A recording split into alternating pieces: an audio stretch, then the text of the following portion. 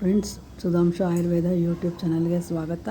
ಇವತ್ತು ಡೇ 2 21 ದಿನದ ಚಾಲೆಂಜಲ್ಲಿ ಡೇ 2 ಇವತ್ತು ಡಯಟ್ ಚಾಲೆಂಜಲ್ಲಿ ಆಮ್ಲ ಜ್ಯೂಸನ್ನ ಬೆಳಿಗ್ಗೆ ಎದ್ದು ಡಿಟಾಕ್ಸ್ ವಾಟರಾಗಿ ತೊಗೊಳ್ಳೋದು. 10 mlಗೆ 200 ml ನೀರು ಸೇರಿಸಿ ತೊಗೊಳ್ಳೋವಂಥದ್ದು.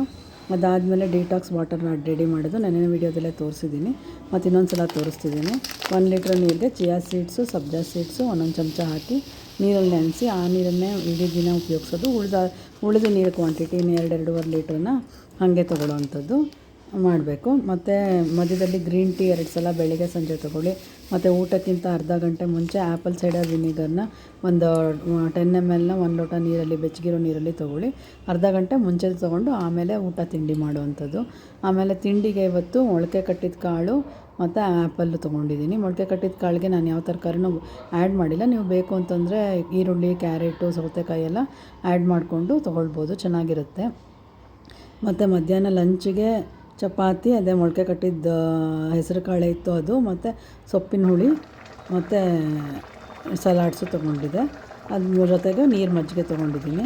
ನಿಮಗೆ ಇದನ್ನು ಲಂಚ್ ಮಾಡಾದಮೇಲೆ ಹಸಿವಾಗ್ತಿದೆ 4:30-5 ಗಂಟೆಲಿ ಅಂತಂದರೆ ಗ್ರೀನ್ ಟೀ ಜೊತೆಗೆ ಡ್ರೈ ಫ್ರೂಟ್ಸು, ಇಲ್ಲ ಅಂತಂತಂದರೆ ಸೀಡ್ಸು, ಇಲ್ಲ ಒಂದು ಮುಷ್ಟಿ ಕಡಲೆ ಬೀಜ ಈ ಥರ ತೊಗೊಳ್ಳಿ.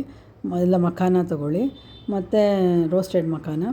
ಮತ್ತು ಸಂಜೆಗೆ ಡಿನ್ನರ್ಗೆ ಮೊಳಕೆ ಕಟ್ಟಿದ ಕಾಳು ಮತ್ತು ಸಲಾಡನ್ನ ತೊಗೊಂಡಿದ್ದೀನಿ. ಫ್ರೆಂಡ್ಸ್, ಥ್ಯಾಂಕ್ ಯು ಇವತ್ತಿನ ಚಾಲೆಂಜ್ ನೋಡಿದ್ದಕ್ಕೆ. ನಮ್ಮ ಚಾನೆಲ್ ಸಬ್ಸ್ಕ್ರೈಬ್ ಆಗಿಲ್ಲ ಅಂದರೆ ಸಬ್ಸ್ಕ್ರೈಬ್ ಆಗಿ.